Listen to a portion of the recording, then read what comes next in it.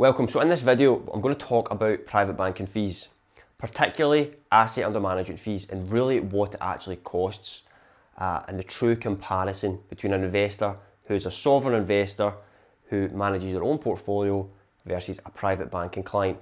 I have made a video in the past about private banking and I have completely changed my mind entirely about the full sector after doing deep research over the past couple of months. Now, nothing I say in any of my videos are advice. This is just purely a mathematical comparison between two different clients in a case study. So let's imagine we have two clients. One client is a sovereign investor. They have $1 million in an ETF and it returns, let's say, an 8% on average is the return. After 30 years, their portfolio is 10.06 million. Okay, so it's effectively doubling every 9 years, based on the rule of 72. You're looking at ETF costs maybe 0.03%, negligible cost. Now the private banking client, they're paying 1.5% asset under management fee. So what do they get with that? They get, concierge service, they get maybe golf event tickets, they get tickets to Wimbledon, and it's a nice thing to say the country club who you bank with is it's a signal of status. But let's just find out how much that status is actually costing you. Upon looking at it with a $1 million portfolio, most clients will say, well, that's only costing me $15,000 a year. But actually, that is not the case. The fee is reducing the growth rate. The growth rate determines the terminal wealth. So after 30 years, this client's portfolio is 6.6 million. The same investment, 6.6 million. The sovereign investor is 10.06 million. That is a wealth destruction of $3.4 million. $3.4 million, so that is how much the free golf tickets cost, the free Wimbledon tickets, the concierge service, the relationship manager, nice man in a suit, looking after your money. Okay, so let's go into more detail. See, it's a silent wealth extraction. It's truly what it is. See, the bill arrives 30 years later in the form of wealth that just never got a chance to exist.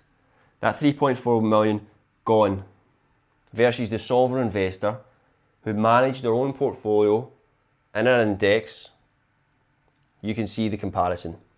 It gets worse, okay, so it gets worse. We haven't even accounted for inflation. So after inflation, the sovereign investor, the return is 5%. The real return on investment, the real rate of return for the private bank client is 3.5% after accounting for inflation. So that feels like nearly 30% extraction.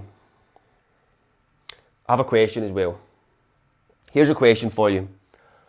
What if the market did 0% that year and the private banking client is paying 1.5% of their portfolio? So they're minus 1.5% for the year. Or even worse, let's say it's 2022. It's a really bad year for the S&P 500 and this client is a private banking client. So not only are they getting the losses from the market, that losses are made worse, but the private bank still collects the 1.5%. It doesn't matter how your portfolio does. So how does that work out? So the rule of 72, this is another one. Let's look at the time extraction.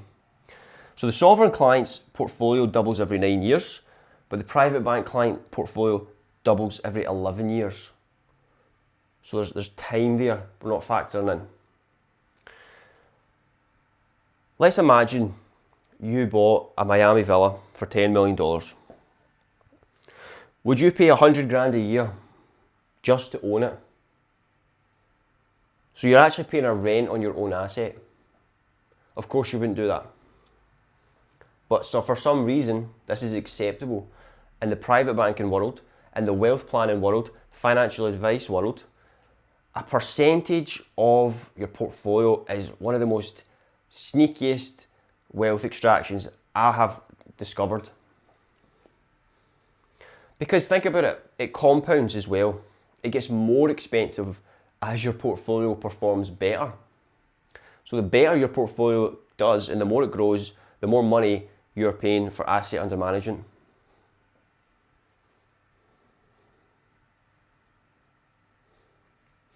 So this is actually just scratching the surface of the fees that they actually charge.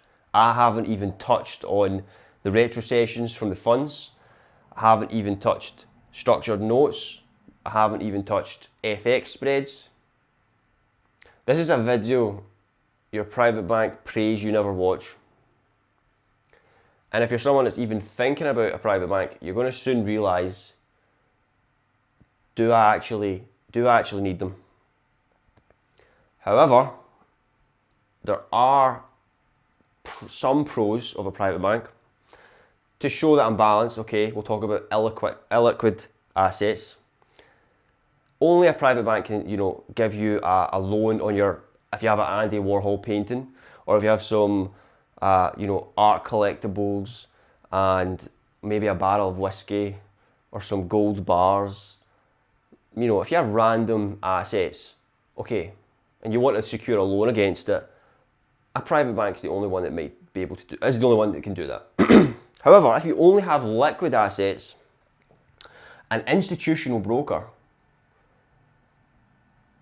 will actually give you some highly competitive rates against a private bank's Lombard loans. And I'm going to make another video on that. But this is just about asset under management fees. So you've got 10 million after 30 years versus 6.6 million. Maybe this client finds the 3.4 million wealth extraction, maybe they find it worth it. Okay, maybe they find it worth it. Maybe they enjoy paying that. This is why an actual fixed fee over a percentage of an asset is always, in most cases, can be seen as superior than a percentage of the wealth. This is why I'm totally against an asset under management fee. Because you can see yourself, it's just maths. It's just a mathematical decision. And then we account inflation. And then we account if the market is down that year. So I'll make more videos. If you like the video, please leave a comment, like and subscribe.